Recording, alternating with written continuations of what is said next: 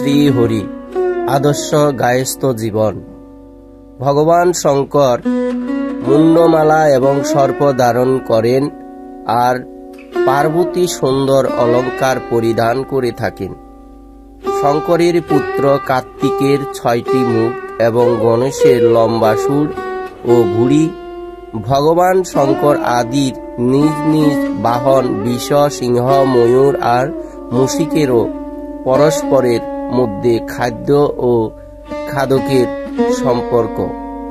এই পরস্পর বিরুদ্ধ স্বভাব সত্ত্বেও ভগবান শঙ্করের পরিবারের বিভিন্ন স্বভাবের সদস্যগণের মধ্যে সর্বদা ঐক্য বর্তমান। এভাবে গৃহস্থের সংসারে বিভিন্ন স্বভাবের সদস্যদের অভিমান এবং স্বার্থ ত্যাগ করে পরস্পরের হিত ভাবনা এবং সুখের দিকে নজর রেখে নিজেদের মধ্যে প্রেমপূর্বক একতা রাখা দরকার।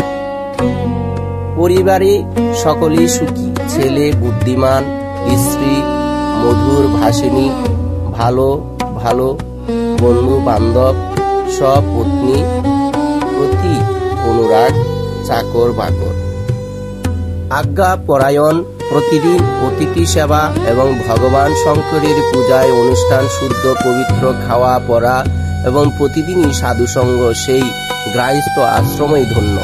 প্রশ্ন, বিবাহ করা কেন? বিবাহ করা কি আবশ্যক? উত্তর, আমাদের সমাজে 2 রকম ব্রহ্মচারী দেখা যায়, নৈষ্ঠিক ও উপপূর্ববান।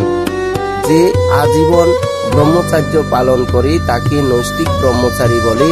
যে বিবেক বুদ্ধিপূর্বক ভোগের বাসনা দূর করতে পারে না এবং ভোগের কামনা পূরণের জন্য বিবাহ করে তাহাকে উপপূর্ববান ব্রহ্মচারী বলা হয়।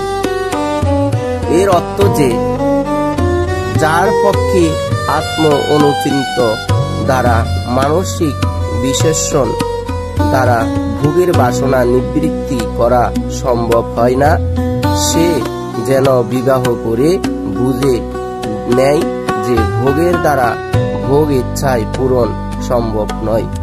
এই জন্য গৃহস্থের পর প্রাণপ্রস্থ এবং তারপরে সন্ন্যাস আশ্রম পালনের বিধান দেওয়া হয়েছে। সারা জীবন গৃহস্থ জীবন যাপন করে বিষয় ভোগ উপভোগ করা মানব জীবনের উদ্দেশ্য নয়। যার মনে বিষয় ভোগের ইচ্ছা রয়েছে অথবা যে বংশধারা বজায় রাখতে চায় এবং তার জন্য কোনো ভাই নেই, তার পক্ষে ভোগ বাসনা পূরণের উদ্দেশ্যে অথবা বংশ পরম্পরা বজায় রাখার জন্য বিবাহ করা উচিত। আর যদি এই দুটির কোনোটাইও না থাকে তাহলে তার পক্ষে বিবাহের কোনো প্রয়োজন নেই। শাস্ত্রের নিবৃত্তিকে সর্বশ্রেষ্ঠ বলা হয়েছে, নিবৃত্তিস্থ মহাফলা। প্রশ্ন, কলিযুগে সন্ন্যাস গ্রহণে নিষেধ করা হয়েছে, তাহলে মানুষের নিবৃত্তির পথ কি? উত্তর, কলিযুগে সন্ন্যাস গ্রহণের নিষেধ করা হয়েছে।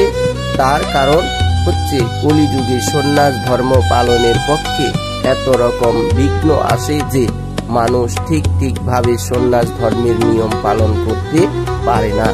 এতএব যেমন সরকারি কর্মচারী চাকরি থেকে অবসর নেন, তদনুরূপ ভাবে মানুষেরও সংসার থেকে অবসর নেওয়া উচিত আর সাংসারিক কাজকর্মের দায়িত্ব সন্তান সন্ততির উপর ছেড়ে দিয়ে ঘরে থেকে ভজন পূজন করা উচিত। যদি সন্তানেরা চায় তবে সংসারীর সঙ্গে কেবলমাত্র ভরণ পোষণের সম্পর্কটুকু রাখা, আর যদি সন্তানেরা তাও না চায় তবে সেই সম্পর্ক ত্যাগ করা উচিত। ভরণ পোষণ কিভাবে হবে এই চিন্তা ও মনে রাখা উচিত নয়। কেননা উত্তর, প্রশ্ন, গৃহস্থের মুখ্য ধর্ম কি? উত্তর, ব্রহ্মচর্য, গৃহস্থ, প্রাণপ্রস্থ ও সন্ন্যাস, এই 4 আশ্রমের ঠিকভাবে সেবা করাই হলো গৃহস্থের প্রধান ধর্ম। কারণ গৃহস্থই সকলের মা বাবা, সকলের পালক ও সংরক্ষক, অর্থাৎ গৃহস্থের থেকে ব্রহ্মচারী, গৃহস্থ বানপ্রস্থ ও সন্ন্যাসী উৎপন্ন, পালিত ও সংরক্ষিত হয়। সুতরাং এই 4 আশ্রমের পালন বা পোষণ করা হলো গৃহস্থের মুখ্য ধর্ম।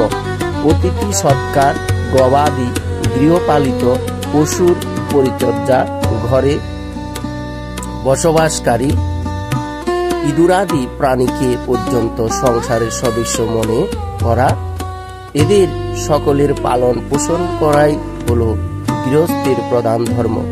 তদনুরূপ দেবতা, মুনি, ঋষিদের সেবা করা, পিতৃপুরুষদের উদ্দেশ্যে জলপিণ্ড দান, ভজন, স্মরণ ইত্যাদির মাধ্যমে ভগবানের বিশেষ সেবাও হলো গৃহস্থের প্রধান ধর্ম।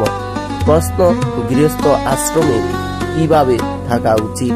উত্তর, এই মনুষ্য শরীর, আবার তার মধ্যেও গৃহস্থ আশ্রম হলো। এখানে সমাপ্ত।